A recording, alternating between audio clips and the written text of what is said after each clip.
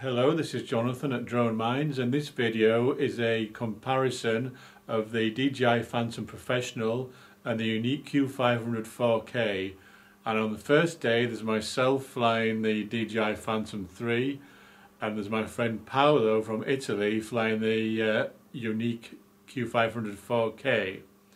Now, I didn't get any video of Paolo in this, so if you're watching, if we do another video later this week somewhere else, we'll make sure you're in the video this time so other people can meet you.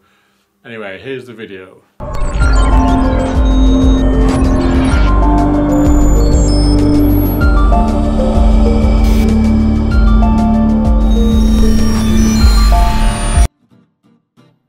Okay, so the first flight is with the Yuneec Q500 4K, and pretty much straight away, as you'll see in a few seconds, there's a problem with the camera leaning over to one side. And I was going to straighten this up in software, but I thought, you know, what the hell, just show it how it is and keep the review honest, and this is how it came out. So here's from the onboard camera now. So you can see the camera is tilted over to one side. Sometimes it gets really bad, up to about 45 degrees. There's a bit of prop flicker down the left-hand corner, but that's because I had the shutter speed on too high, and when I did the first flight I didn't realise you could alter the shutter speed, so ignore the flicker, you can easily get rid of that, that's fine. But this lean is actually pretty terrible. However, I'll show you when we get back the next day, it got a bit better. So that's the flight with the Yuneec, and here's the DJI Phantom Pro 3, DJI Phantom 3 Pro, doing pretty much the same flight, so you can compare the video. So if you ignore the lean and just go back and compare the video for the video quality itself, this is both 4K. Obviously you can see the greens are greener, which is one bigger advantage, but then you could adjust that in post. If you can do video editing, you can make the other one a bit, a bit higher saturation. This is still from the Phantom, showing the Yuneec Q500 4K flying, with some kids watching us down there. And this is from the Yuneec, looking at the Phantom, and you can see the horizon starts off a bit straight, but it's starting to lean over to the side itself. This isn't something I'm doing. There's no control over the roll on the camera. It's just gently rolling over on its own. So that's just the Yuneec landing. Then we went back the next day after I'd updated the firmware for the Yuneec, and we turn it on, and the camera does look straight at first. Tested it going up and down. I even shook it around a bit, it seemed to stay straight. And then took it off in the air. That's just showing Alex, the camera guy, that you can see him in the radio. Yeah, so we took off up in the air with the Yuneec, and then instantly you noticed the camera's leaning over again. This is all, all with the same battery cycle, hasn't been turned off and back on again. And we get, just a few feet in the air and I can see the camera's leaning over, so it just pretty much comes straight back down again. Now there is some new firmware for the gimbal, but a slight oversight of Yuneec.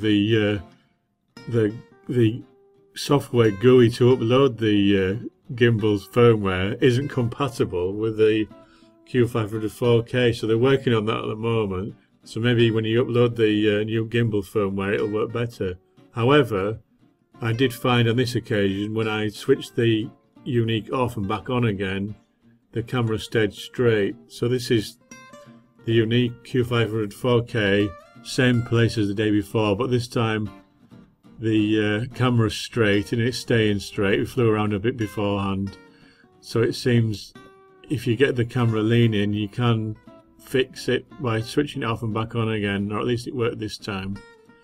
This is the same flight like the day before, but this is a cloudy day, just to compare. And I thought this was a better comparison because I've got my head on the video controls now, so I've locked the white balance and I've put the shutter speed down to 30. So the prop flicker's gone, and I'm putting the camera down a little bit to help that as well. So this is, even though it's a cloudy day, which doesn't give you the perfect picture, the next flight with the Phantom 3 is also on the same day, just to be fair. So this is even though the sunnier day before would be a nicer picture, this is a better comparison of the two machines because they're both flying in the same conditions and both with the horizon working, with the gimbal working. One thing you'll notice is that the Yuneec flying is actually quite sedate, even if you have it on rabbit mode. It has on turtle up to rabbit mode, which is faster, and turtle's obviously slower. And I did the same flight again with the Phantom, and it's hard to help yourself because the Phantom just goes quicker. So I almost get to the same position that I got to with the Yuneec in almost half the time. So again, you can use this to compare the two. And again, the greener is greener. But although, to be fair as well, I do have an ND filter on the Phantom, and it's just a non-UV filter on the Yuneec. So Yuneec are probably going to bring out some filters because they've made it so you can take the filter off on the newer camera. And this is demonstrating something that Yuneec does out of the box that the Phantom doesn't, which is a follow me and look at me mode. And all I had to do for this was put it in smart mode and click a little eye button, and it looks at me, and all I'm doing to circle myself is push the stick to the right, just one stick to the right, and it's automatically circling me and taking a video, which I think is pretty cool. So that was my video comparison of the DJI Phantom 3 Professional and the Yuneec Q500 4K. I expect Yuneec will fix the random issues with the gimbal roll. One of Yuneec's pluses, I have to say, is the good customer relations, which you may also want to consider if you're thinking of buying one of these two machines. I will upload more videos from both machines in the near future so you can see more comparisons. I hope some of you found this useful and that you will consider subscribing below or join the Drone Minds community. And thank you for watching.